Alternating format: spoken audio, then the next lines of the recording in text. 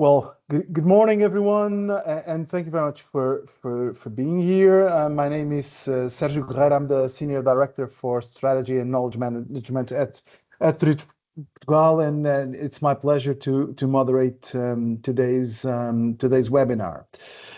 We have with us Caterina Moscandreu and Konstantinos Triantafilis. Hello, my dear friends, from our partner Mindhouse that was selected to develop this study with us. We are now on wave 3, and we are here to look at the third wave of our travel sentiment study for Portugal, a tracker that gives us almost near real-time read on how our key markets are thinking about travel, about Southern Europe, and about Portugal specifically. What makes this edition particularly valuable is its timing. I think it was filled against a backdrop of rising travel costs, climate pressure, and renewed political uncertainty, and probably uncertainty is the only certain that we have in our minds today. So this study will allow us and will tell us not only what travelers are intending to do, but at the same time, how are they adapting to the current circumstances. Well, as some of you might notice, this session will be recorded, and after that, there will be available. And at the same time, the full report is already available at travelBI in both Portuguese and English version, but this webinar will be in English. So we will be having a presentation from Caterina and Konstantinos, driving us to the insights of the report. After the presentation, we will open the floor for participants to submit their questions. For that, please use the Q&A or P&R in Portuguese session. So please make sure that you only use that channel, so we will be able to drive you through the discussion. So with this, I would hand over the floor to Caterina and Konstantinos from our partner Mindhouse to drive us to the insights of the study. And thank you very much for all the work developed. Thank you, Sergio. Okay, so let me begin. Sergio, thank you for the introduction. Welcome. I would like to welcome everybody to this webinar. We're very happy to conduct this study for travelBI in Turismo de Portugal. Just a quick overview of the identity of the study, So this report presents the findings from the third wave of this qualitative market research, through which we try to identify the travel sentiment towards Portugal. This research was conducted in May 26 and covers the period for 1 year ahead. It has targeted 6,680 travelers from 18 to 65 years old from the 10 key source markets for Portugal, both European and overseas. We will compare on the following slides. You will see that we have compared these findings with the previous 2 waves, just in order to see how this evolvement has come in life. So I give the floor to Caterina now, and I will come back later. Great. Thank you, Konstantinos. Thank you, Sergio. We are very happy, as mentioned, to be here and present the results of our third wave of the study. Indeed, the timing was very important in conducting it, because we have almost real-time results. And on the other hand, we're in the middle of, let's say, different changes that are happening. And we were able to monitor them, so they're a very good basis for discussion and further thought. First of all, let's examine a little bit the main travel considerations of international travelers, let's say overall. Just before before going there, just to mention something very specific that we have to have in mind. Our audience, our respondents, let's say, our sample, is people who have either traveled to Southern Europe in the last 3 years or have a plan or intend to travel to Southern Europe in the next 12 months, which means that these results reflect the attitudes and the behaviors of people, of travelers who are closer, let's say, to us and not totally general public. I just put this asterisk here so we can have it in mind. Overall, let's start with their criteria of choosing a Southern European destination. Stable for across 3 waves, we see that safety, value for money, and friendliness, hospitality of the locals are the 3 most important criteria. Of course, the cultural and natural resources and the low probability, the climate, let's say, resilient, if we can say something like that, are also important in their bucket list. On the other hand, when being asked what concerns them the most, of course, financial issues and the cost of traveling comes as the first concern. If we combine the rise of traveling costs together with the personal financial situation, then we see that a share of 35% of concerns is attributed to financial reasons. At the same time, since let me remind you that the survey was conducted in May, 15%, a share of 15%, addresses worries regarding the Middle East situation. This is, according to our knowledge, like our experience from other studies as well, is almost doubled compared to a period before the, let's say, the whole Iraq, US, Israel conflict. It seems that it's a valid and concern when it comes to traveling. Of course, now we're faced with new challenges, so we'll see what will become of out of this. Another issue that is also a significant concern is overcrowding at the destinations. And this completes, let's say, the top 3 of concerns. And since it was that period in May, we wanted to deep dive a little bit into how the situation in the Middle East may affect travel decisions. We see that it doesn't directly tackle traveling as such, since 76% of respondents will travel. However, it influences the travel behaviors because the majority, not all 76%, but around 50-something% of total sample, will adapt somehow. Will adapt either traveling domestically or postponing the trip or avoiding destinations which are close to the conflict areas.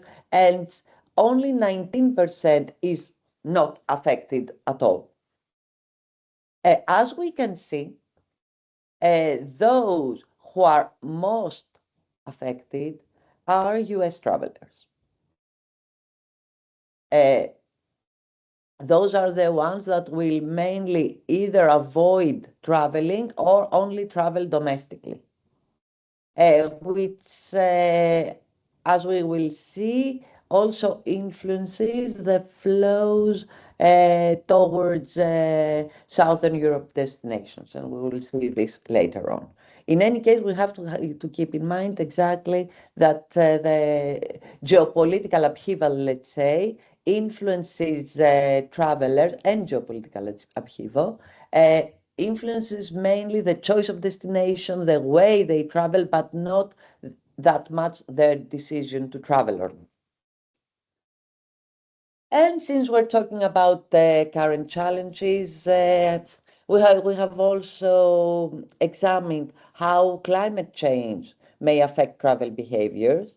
A stable 75%, and this we can see it across waves, has adopted at least one change related to extreme heat, extreme weather overall, let's say.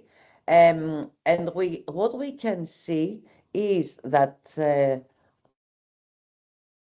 compared to the first wave, there is a slight tendency for people to take more active action, if I could say something like that. Usually, and still, monitoring weather forecasts, which is not like that much of an active travel behavior, comes first. However, we see a tendency of respondents stating that they will avoid destinations with extreme temperatures more and more. And this comes also from other studies that we have experience on. So we see that they might take a little bit of more active, proactive, let's say, actions, but little by little. And to have a look at Southern Europe as a destination and what are the most appealing travel experiences. Relaxation, local gastronomy, and contact with nature are the top three, together with culture and lifestyle, like the local, typical Southern Mediterranean culture and lifestyle. These are, like, let's say, the great assets of the Mediterranean region of Southern Europe, and these are axes to build upon, tourist products and services. Let's focus now, since we have touched upon all the challenges and the considerations, to actual intentions. Compared to the first and the second wave, when it comes to respondents' intentions to visit the Southern European destination, we see that this intention somehow drops from 73 more about a year ago to 65 currently. This drop mainly stems from, as you see on the slide, the people aged 25-34. At the same time, however, and 35-44, these the central ages, let's say. At the same time, let me note that this drop stems from Americans, Canadians to some extent, not Brazilians, on the other hand, who are very determined to travel, which means overall it comes from overseas tourists. And it is also related to what we were discussing before, the geopolitical, let's say, upheaval, the trend that we saw that Americans may travel domestically this year. But of course, now that things have changed, maybe this could be a sign that overseas travelers may come, but a little bit later than usual. In any case, we have to keep this in mind that there is a drop of demand for Southern Europe overall. However, when we look at demand for Portugal, it remains stable, which shows that Portugal as a destination in general is quite resilient, is, let's say, a stable choice. The percentage, 27%, is the same as per the previous two waves, which means that we have a stable audience that we talk to. The two markets that are most eager to visit Portugal is Brazil and France. But we can see quite decent percentages in all other markets, except from the USA, which, as said, they're reluctant to travel to Europe, Southern Europe, and still they show like a drop compared to the previous waves. Currently 17% state Portugal, but I understand that the US market is a little bit not stabilized, let's say, at this moment.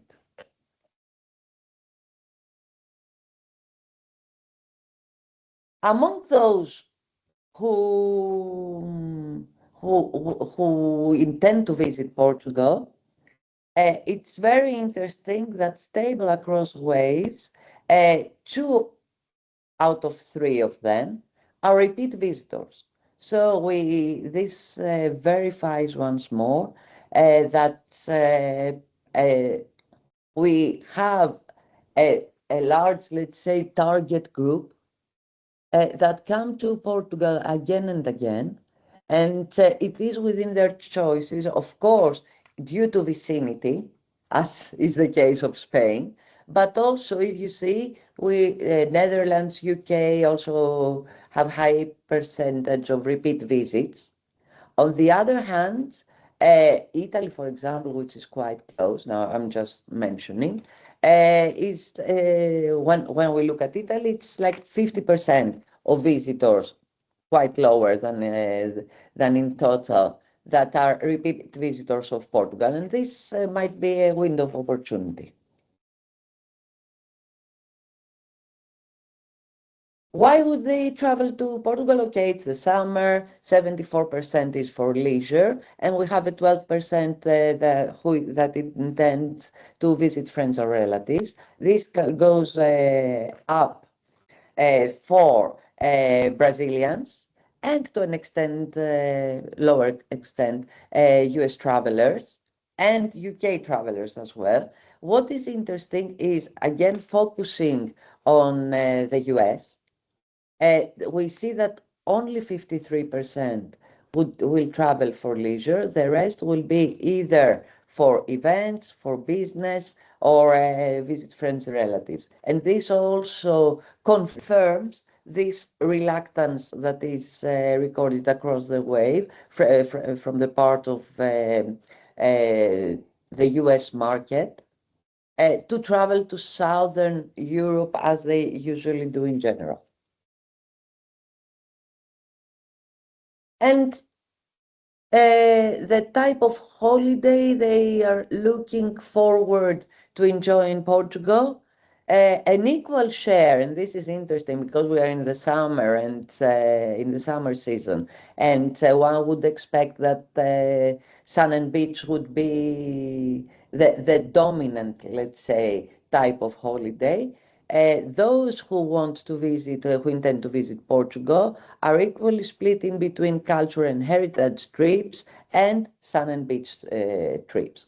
And of course, we also have city break and wellness and relaxation, nature and outdoors, all pairing, and culinary, of course, and touring.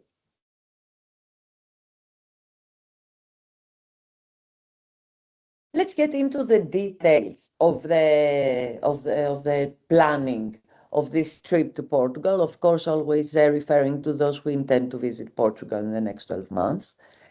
What we see here, we saw it in the previous wave for those who were here last time. We see the conversion of visitors for each region of Portugal.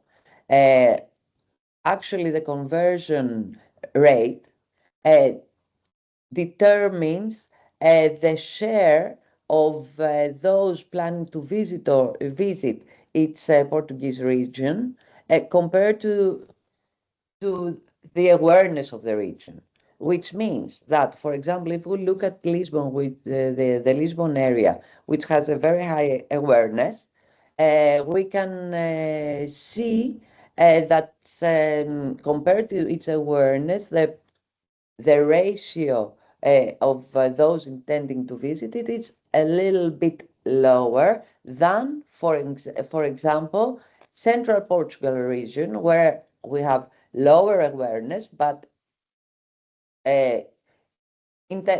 high intention to visit compared to its awareness, which means that it has a stable, let's say, pool of visitors.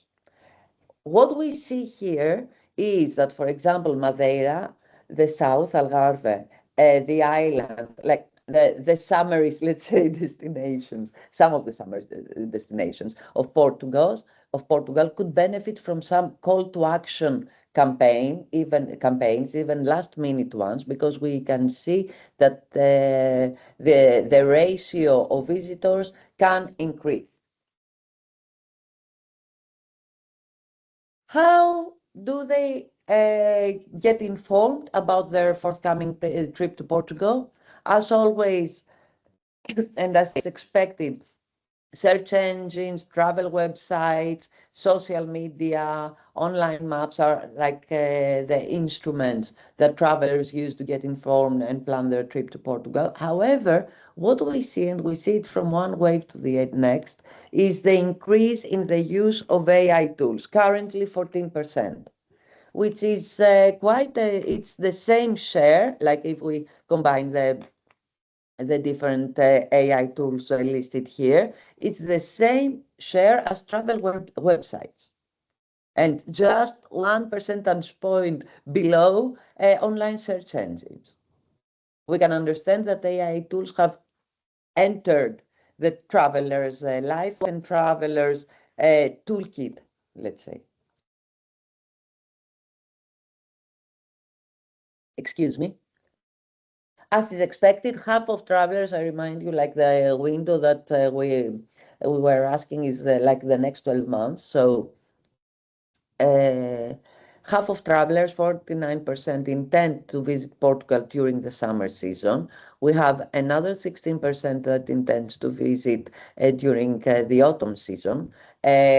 Another 12% winter season, and okay, spring 2027 is far away anyways to seriously like take into account this 14%, but it is an intention. So if you are planning long term, like and for spring 2027, you can take this into account. Most popular months are August, September. September seems very popular, and October as well. And actually, we have, let's say, a stronger intention for September than the previous wave, which was conducted during winter 2025-2026.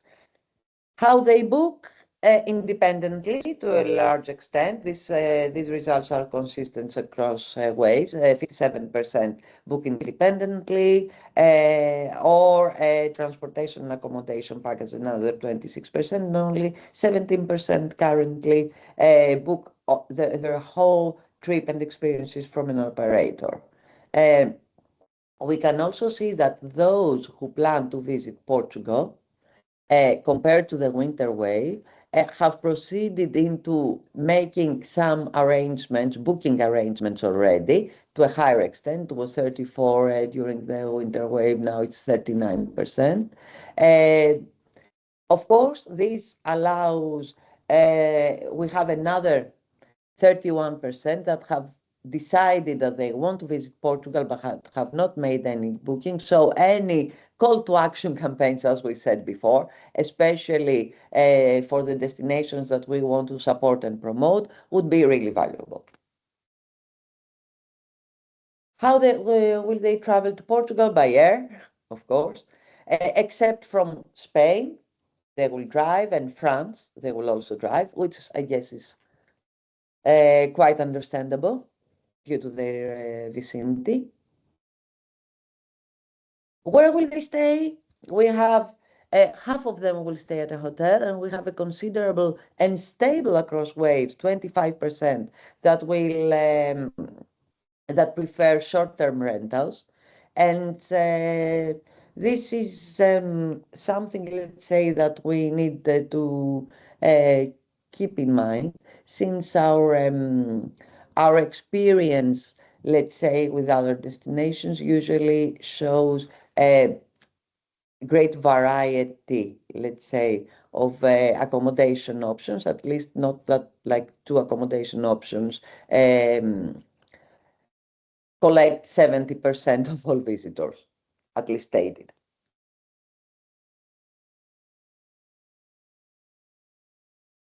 How long they intend to stay, what we see during this wave, and this is another, let's say, it could be attributed a little bit to overall uncertainty, as Sergio said, in our times. 54% will stay longer than 7 nighs, lower than the intentions of travelers during winter time. And those who will stay longer are the ones who are mid to, let's say, mid-aged or above.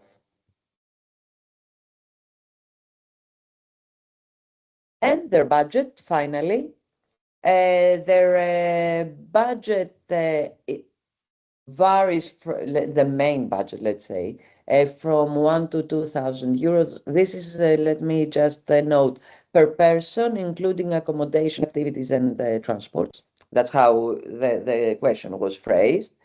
So we see that 44% intend to spend from 1 to 2,000 euros. And again, these amounts are a little bit increased with age.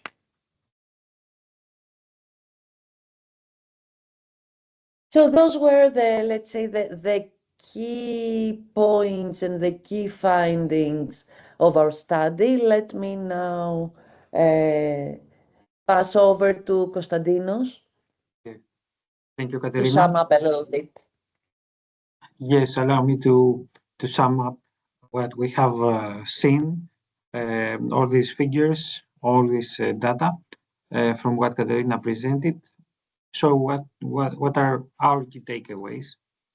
Is that Portugal remains an attractive destination, supported by strengths that the destination shows in terms of safety, quality of experiences, and the tourism offer in general.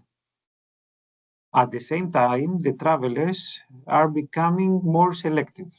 They are more price conscious, they are more climate aware. So we have to be, let's say, in a way careful. We need not only to promote more and more, but also to promote and market our destination more precisely, more targeted. One clear priority to this direction is to highlight the Portugal's value for money proposition, not only in sense of low costs, but also showing up the quality, the diversification, the richness of experiences across the country. Another key takeaway is the repeat visitors, what we keep. As we have seen, 2/3 of potential demand comes from repeaters. So it's not a segment that we have to ignore, but on the contrary, it is a segment, a great basis to grow further. And you know, when you invest in repeaters, this brings more loyalty and more engagement to the destination. On another key takeaway is the opportunity to strengthen the community-based tourism offering, especially for repeaters. It is what we have seen is that they already recognize how Portugal is connected with the local communities, the local experiences, and this leverages, the value. In terms of the climate conditions that we face, we see that travelers are adjusting their travel habits. So destinations like Portugal and regions within the country should keep in mind to take not only practical measures, for example, scheduling the cooling points, etc., but an overall alignment for tourism resilience approach. What we have also seen is that the multi-destination travel demand is getting higher. So there is an opportunity here to develop joint itineraries, thematic tours, and other experiences that connect between each other, the regions. In terms of demand, we also see that Portugal can benefit from market-specific and market and segment-specific propositioning because we see that the demand comes from different source markets and different travel parties. So that summarizes what Katerina has also presented, what it is included in the report, and this is how we see it. Hope it is helpful to you. Sergio.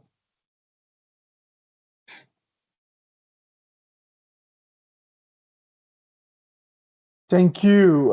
Thank you very much, Katerina and Konstantinos, for driving us to the results. And I believe that the uncertainty context that we're living makes these studies, I would say, quite interesting and allow us to move from what we have as perceptions to actually drive into the data and trying to understand a little bit what are the effective shifts that demand are experiencing. And if in some cases, and I think your report is quite clear on that, some things are quite stable, how we are perceived, and what are the key elements to travel to destination, those more or less are stable. Well, that would be, we would need a catastrophe from one day to the other to change that.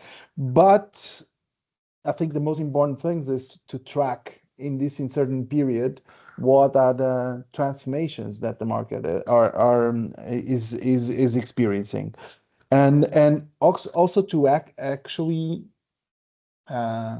gives us tools and data to act. And I think the most important thing is here, how do we react into this? And you mentioned geopolitics and uncertainty. That is one point. One curious thing is on climate change, for example, right today, I think in a couple of minutes, we will be launching an initiative called Stay Cool, which is a network of climate shelters around the country. So the idea is to provide information to tourists and make and raise awareness to tourists that despite high temperatures that we may find in Southern Europe, there are options for you to enjoy your holidays in a I would say cool environment. So protecting yourself from changes, and also a very important block, I would say, on a thing that it's evolving constantly, which is the tools to use to trip planning. Well, but before now I'm opening the floor for questions and answers from the audience. Would like to invite you to use the PNR or Q&A section. You may put your question in Portuguese, and I'll try to translate it to our fellow colleagues from Mindhouse. So please, if anyone is interested, feel free to jump in, and I'll try to see where the questions are. If they don't are, I have my own, so no worries. We can go for a plan. That's perfect.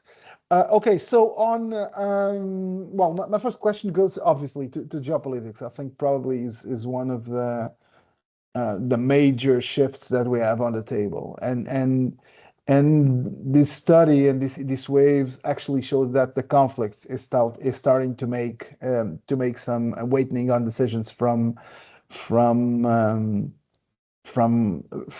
tourists. 3 out of 4 will keep traveling, but with adaptations. and only 19 changed their plans at all. And probably here, United States, probably with a mix with the World Cup that is taking there.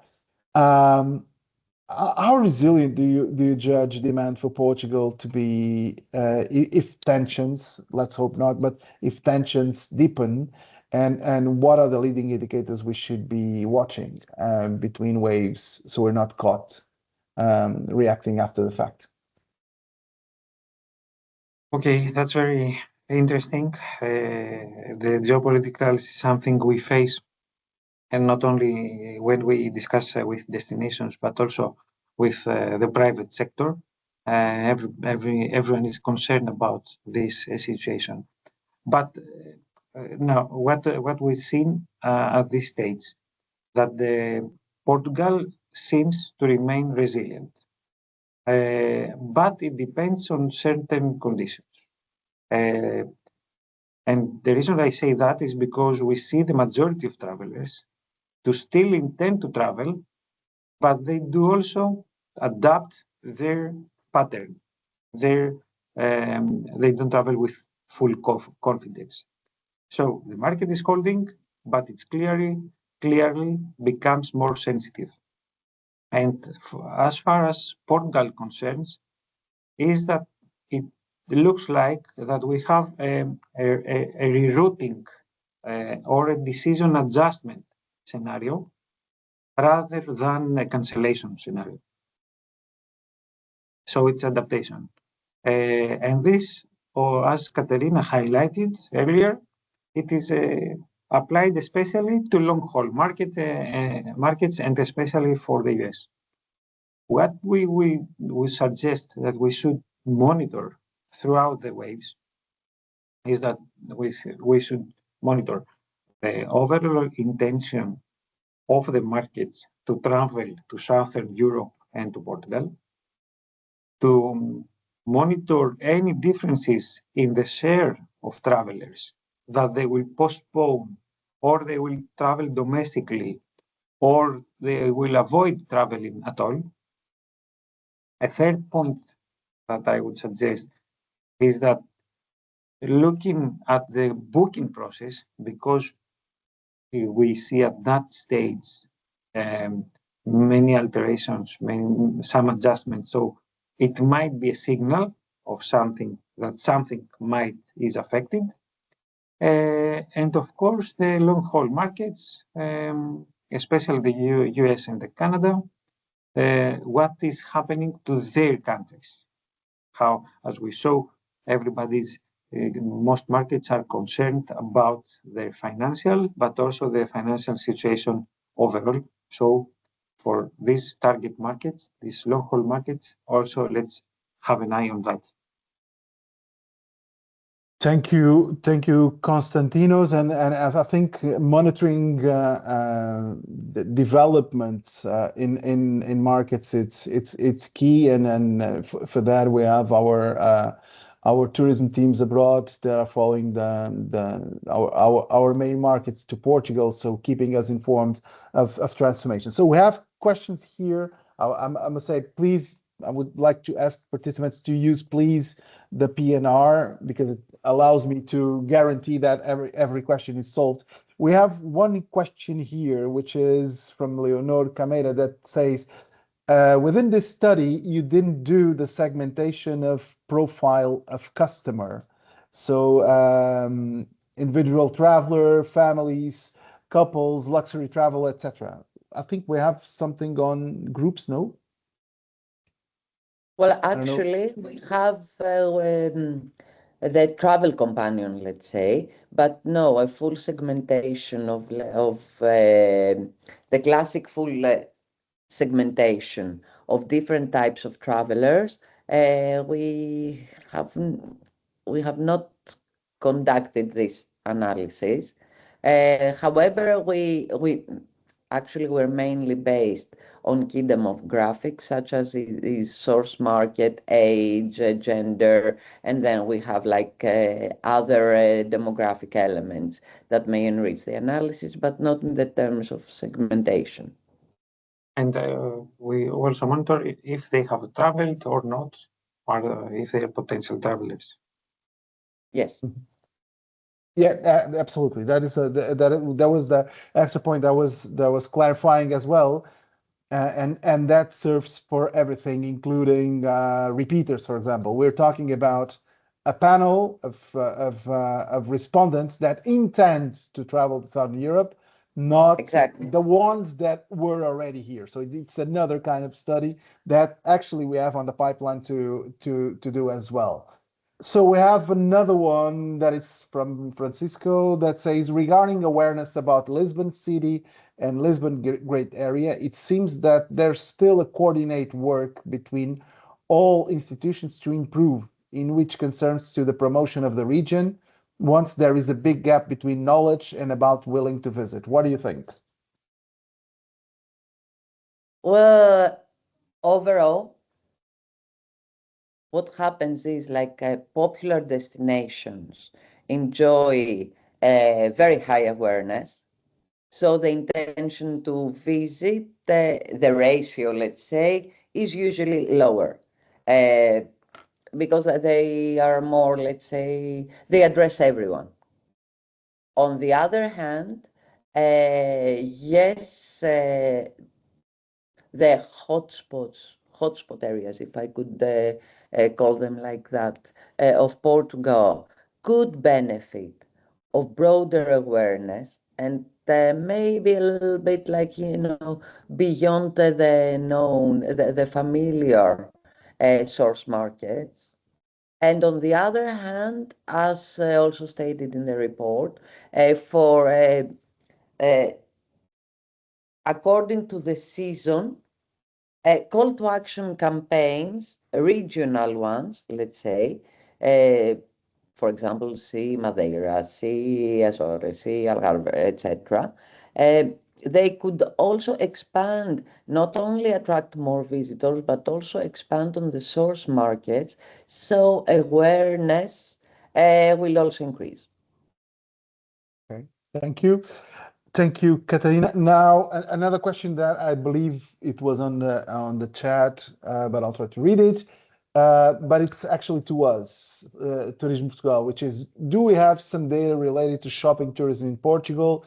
It is a segment that is growing fast with huge potential regarding high spenders. Well, to say, Nadia, on this, this was not the topic of this study. What we have within travelBI, if you go for bank cards, dashboard, so we have a dashboard and we have a report on profiles of spending, so you can understand whether tourists are spending within regions and within economic activities in Portugal. The second question actually was another question that we have from Mariana is for Turismo Portugal, but I'll try to mix it with one that I had in my mind, which is the increased use of AI in the planning journey. And actually, the results of this study proves that it's improving. As planning behavior moves towards AI-assisted discovery, what does Portugal and the wider sector need to do differently to make sure that destinations show up in those queries? And then I'll go back to you, Mariana. It's not an easy one, I know. You're mute, Constantinos. Yes, sorry, apologies. Yes, I said that it is challenging, though, not only difficult. But what we see is true. And this wave has highlighted, and we see it in general, that AI is moving and it is becoming a critical factor for the planning of the journey. And this happens especially among younger travelers. So we don't have to question ourselves if we should care about the AI assistance, but how we take it and elaborate it in our operations. For Portugal and the wider sector, The first priority is to prepare our content. This means that we have to have clear, structured content, up-to-date information, strong official assets, digital assets, so that the AI tools would be able to get critical information on time and officially. A second priority for the AI is, and we have seen it through this wave, is the role of an official, let's say, chat-based trip planner, powered with data from BI, from Portugal tourism organizations that not only support the travelers, but they also identify what the travelers need. So and last but not least, AI can be used as a customer journey channel that brings in front of the traveler several experiences, different routes, combination of them, and so on. Yeah. So that's the way we see it. Yeah, and thank you, Konstantinos. And I think one of the, I would say, key interesting takeaways of this study is because we tend to use AI as or a solution for everything, or something that sounds theoretical, but actually the data that this study provided is a reality. So people are using it, and basically building on what Konstantinos was saying, we are looking at it very carefully. We hope to launch in the second semester. So the procedure is already in course. We'll plan to launch an agenda for AI and technology within the sector that allows companies to prepare to this agenda and allow us to engage as well with AI tools in order to be ready for the transformations that are just starting. I think some of the destinations that we're seeing internationally are already jumping into this. So what is our aim as a National Tourist Board is to drive the sector into this agenda of AI. And so news definitely in the second semester of this year we'll be launching that agenda to support you on that. Great. Let me try to navigate a little bit more on this.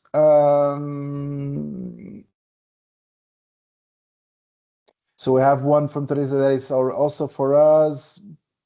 Do we collect information on mobility within the country? Not an easy topic to address, but we will be doing that on a survey that we are launching on the tourists that visited Portugal. So actually not the ones that visited already, but that will visit in the future. And I'll try to find if we have. Probably we have one question on climate change.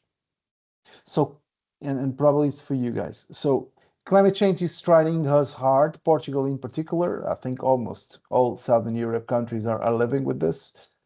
Is it predictable that there will be a shift to milder climate countries in the near future? And I think that's something that you guys study the market. How do you see that also in Greece and other countries? Do you see this shift as a potential one or not? We see, Katerina, may I? Sure. Yeah.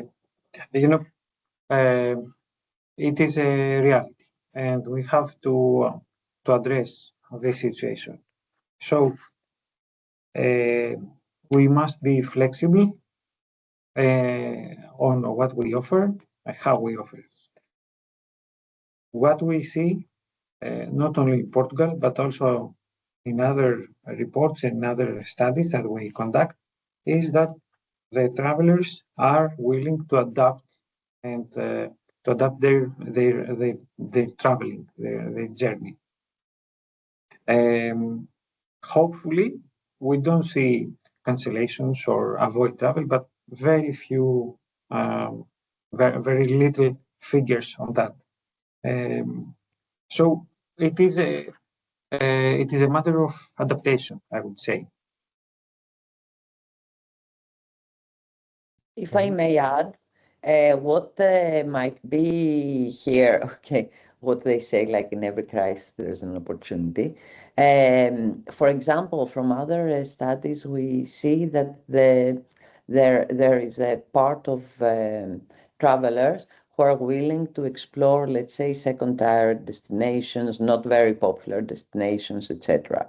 At the same time, we see that they are trying, as we saw in our report, that they are trying to visit destinations with milder temperatures, but not necessarily shifting to another country, but destinations within the country that offers the experience they want to have. As we saw, it's the culinary experience, the sun and beach, the culture, etc. So it's not like I will not go to Portugal, but I will go, I don't know, to Norway in the summer, but trying to figure out where to go, when to go, and which activities to do where they are, so as to adapt exactly their behavior according to extreme, let's say, events that may happen. Yeah. Thank you very much. I think it is something that definitely will be permanent. So we'll have to work on that as well. So I don't see any more questions. So with this, I would like to close and to thank you all. As mentioned, the full report is already available at travelBI in both languages, and I would like to encourage you to go into it and feel free. If any questions, send us to conhecimento@turismoportugal.pt. Also, from the latest updates on the industry, you can find it at travelbi.turismoportugal.pt. I would like to close this webinar, thanking once again Konstantinos and Katarina, and thank you not only for this webinar but for the long-standing relationship that we have and for the outputs of this study. And I think it's something that was the first time that we did it in this way, and I think it is quite interesting. And we will have wave 4 in a couple of months, and let's keep tracking developments within the industry. So thank you very much once again for being available with us. And thank you all, the ones that participated in the session. So have a great weekend, and thank you very much. Looking forward to see you soon. Bye. Take care. Bye-bye. Bye, everyone. Thank you very much.